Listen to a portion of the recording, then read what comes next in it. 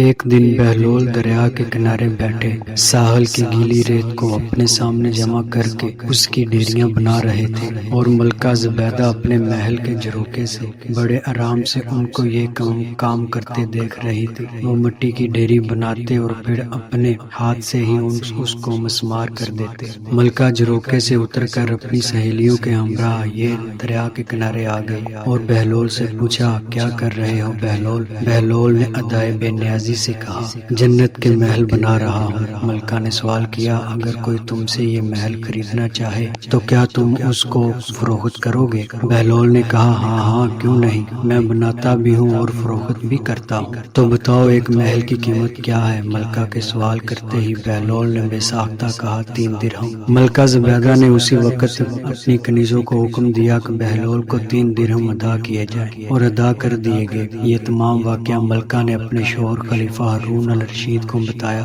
خلیفہ نے اس واقعے کو مذاق میں ٹال دیا۔ رات کو جب ہارون الرشید سوئے تو انہوں نے خواب میں جنت کے مناظر دیکھے، آبشاریں، مرغزاریں اور پھل پھول وغیرہ دیکھنے کے علاوہ بڑے اونچے اونچے خوبصورت محلات بھی دیکھے۔ ایک سرخ یاقوت کے بنے ہوئے محل پر انہوں نے زبیدہ کا نام لکھا ہوا دیکھا۔ ہارون الرشید نے سوچا کہ میں دیکھوں تو صحیح، کیونکہ یہ میری بیوی کا گھر ہے۔ وہ محل میں داخل ہونے کے لیے جیسے ہی دروازے پر پہنچے تو ایک دربان نے انہیں روک لیا۔ ہارون الرشید کہنے لگے، اس پر تو میری بیوی کا نام لکھا ہوا ہے، اس لیے مجھے اندر جانا ہے۔ دربان نے کہا، نہیں، یہاں کا دستور الگ ہے، جس کا نام ہوتا ہے اسی کو اندر جانے کی اجازت ہوتی ہے، کسی اور کو اجازت نہیں ہوتی، لہٰذا آپ کو داخل ہونے کی اجازت نہیں ہے۔ دربان نے ہارون الرشید کو پیچھے ہٹایا تو ان کی آنکھ کھل گئی۔ بیدار ہونے پر فوراً خیال آیا کہ مجھے تو لگتا ہے کہ بہلول کی دعا زبیدہ کے حق میں اللہ رب العزت کے ہاں قبول ہو گئی ہے۔ وہ ساری رات اسی افسوس میں کروٹیں بدلتے رہے۔ چنانچہ وہ شام کو بہلول کو تلاش کرتے ہوئے ادھر ادھر دیکھ رہے تھے کہ اچانک انہوں نے دیکھا کہ بہلول ایک جگہ بیٹھے اسی طرح مکان بنا رہے ہیں۔ ہارون الرشید نے سلام کہا، بہلول نے جواب دیا۔ ہارون الرشید نے پوچھا، کیا کر رہے ہیں؟ بہلول نے کہا، جنت کے محل بنا رہا ہوں۔ ہارون الرشید نے پوچھا، بیچو گے؟ بہلول نے کہا،